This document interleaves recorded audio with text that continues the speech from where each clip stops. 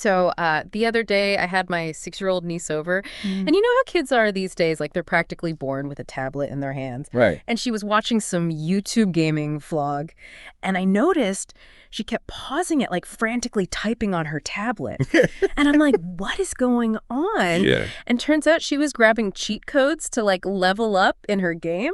Oh, wow. And I was, like, super impressed. But it also made me think, like, wow, this is Gen Alpha. They're totally unfazed by tech. Yeah. It's like they speak a digital language that we're still trying to learn. Yeah, and that actually perfectly segues into what we're talking about today, because your niece is like the embodiment of a key point in one of our sources. Are your kids using artificial intelligence? Oh, okay. And it's that Gen Alpha, those born after 2010. They're growing up with AI as like their background noise, almost like the air they breathe. It's true. Which is totally different from any other generation. Yeah. They're not just users, they're AI natives. Yeah, so in this deep dive, we're going to explore this unique relationship that Gen Alpha has with AI. Okay.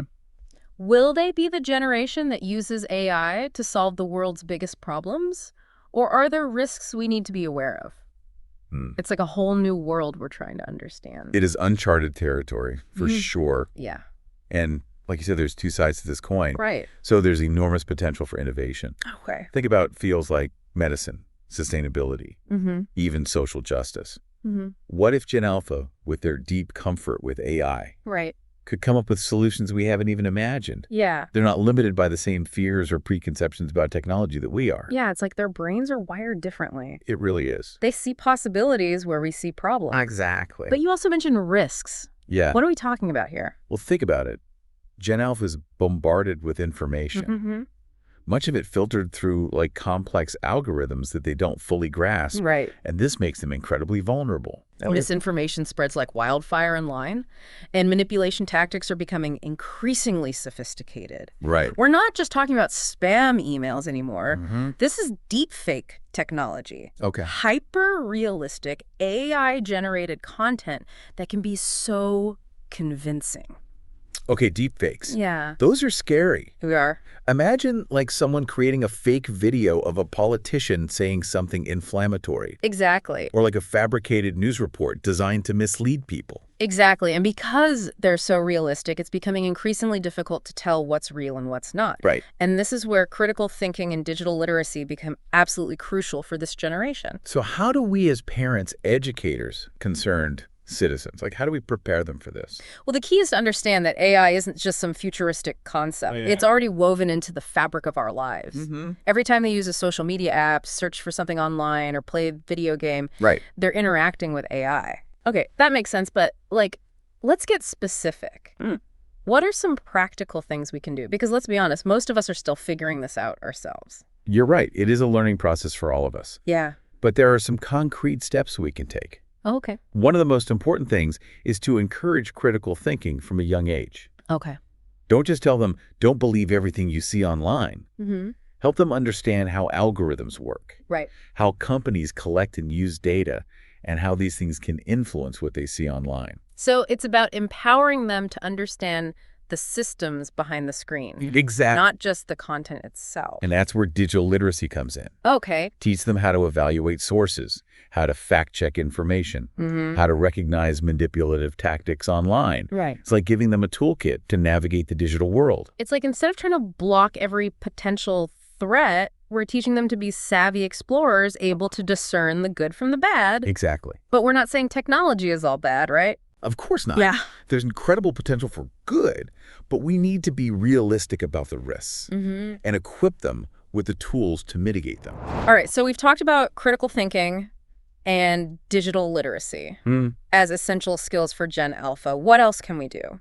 Well, another crucial aspect is promoting creativity and encouraging them to become creators, Okay. not just consumers of technology. Interesting. And we can do this by supporting their interest in coding, video editing, game design, digital art, all the other creative avenues that technology opens up. That's a great point. Yeah. Instead of just passively consuming content, they're actually building things, understanding how technology works on a deeper level. Precisely. And by engaging with technology in a creative way, they develop problem-solving skills, enhance their critical thinking, and gain a deeper understanding of the digital world. Right. And that, I think, is where the real potential lies. So let's get practical. Yeah. We've talked about the importance of like critical thinking and digital literacy. Right. But what does that actually look like in everyday life? Yeah. Like, if I'm a parent listening to this, what are some things I can start doing today? Well, one of the simplest yet most powerful things you can do is model those behaviors yourself. Okay. Kids are incredibly perceptive.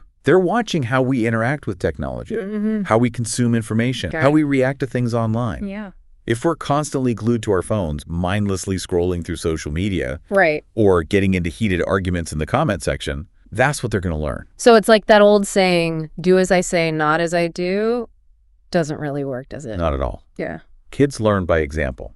So if we want them to be critical thinkers, we need to show them what that looks like in practice. Okay. Question the information you encounter. Talk about your thought process. Right. Discuss different perspectives.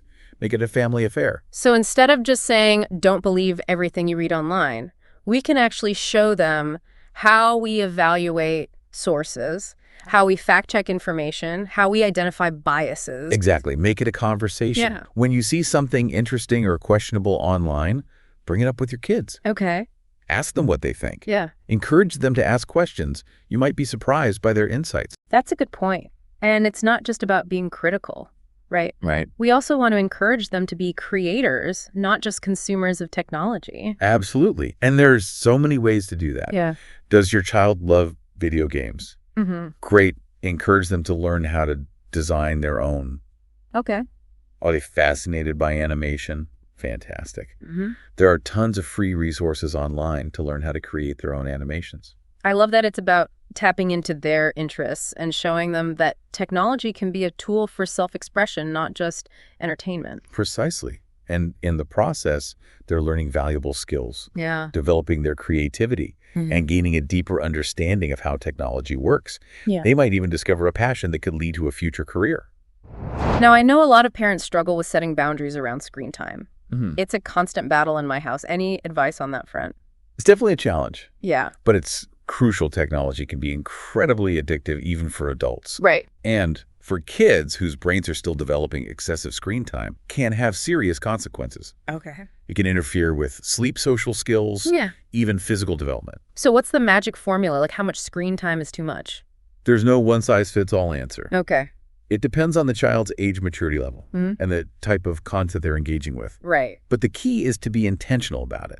Intentional. What do you mean by that? Instead of just letting screen time happen, be proactive. Okay. Create a family media plan. Decide together what types of content are allowed, how much time is appropriate, and where screens are allowed in the house. So no phones at the dinner table, for example? Exactly. And make sure there are screen-free zones in the house, like the bedrooms or the playroom. Okay.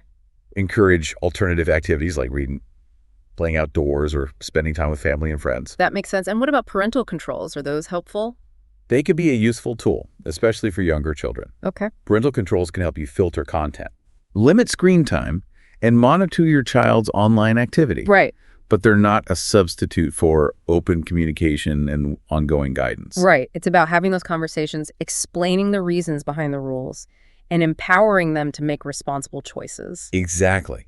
And as they get older, involve them in the decision-making process. Talk about the potential risks and benefits of different technologies and work together to create a plan that works for everyone. I think it's also important to remember that technology is constantly evolving. Oh, absolutely. What might be considered appropriate today might not be in a few years. We need to stay informed, adapt our approach, and be willing to have those conversations again and again as new technologies emerge and the landscape changes. Any other key takeaways for parents navigating this brave new world of AI? One final point I'd like to emphasize is the importance of fostering a healthy relationship with technology within the family. Okay. Technology can be a powerful tool for connecting with loved ones, sharing experiences, and creating memories. Encourage your kids to use technology in positive ways. Like video chatting with grandparents who live far away or collaborating on creative projects with friends. Exactly. It's about finding that balance between harnessing the power of technology and maintaining healthy habits and real-life connections. We've focused a lot on like individual actions, but the reality is raising a generation fluent in AI requires a village. That's true. Educators, policymakers, tech companies, They all have skin in the game. So where do we even begin with something this massive? Yeah. Let's start with education. How do we prepare kids for a future where AI is everywhere, not just in their personal lives, but in like every job they'll ever have?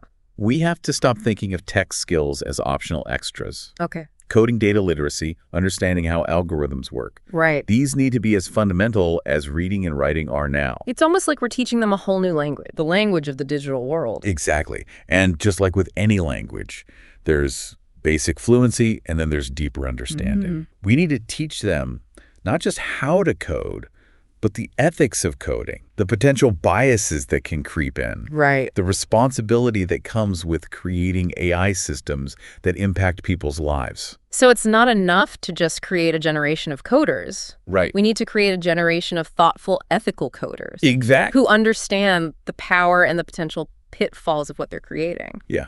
And it can't just be on teachers. Right. Policymakers have a huge role to play here. Okay. The laws and regulations around AI are struggling to keep up. It feels like every week there's a new AI breakthrough, a new ethical dilemma popping up. Yeah. How can policymakers possibly keep pace? It's a massive challenge. Yeah. We need regulations that protect people from the harms of AI without stifling innovation. Right. Think about data privacy laws, okay. rules around algorithmic bias, even guidelines for how AI systems are developed and tested. It's almost like trying to write the rule book for a game that's constantly changing its own rules. It is, and it's why we need people who understand both technology and policy to be at the forefront of these conversations. And we can't forget about the tech companies themselves. Absolutely. They're the ones building these systems, collecting our data, shaping the AI landscape. They have a huge responsibility to prioritize ethical considerations in everything they do. Right. Designing AI systems that are transparent,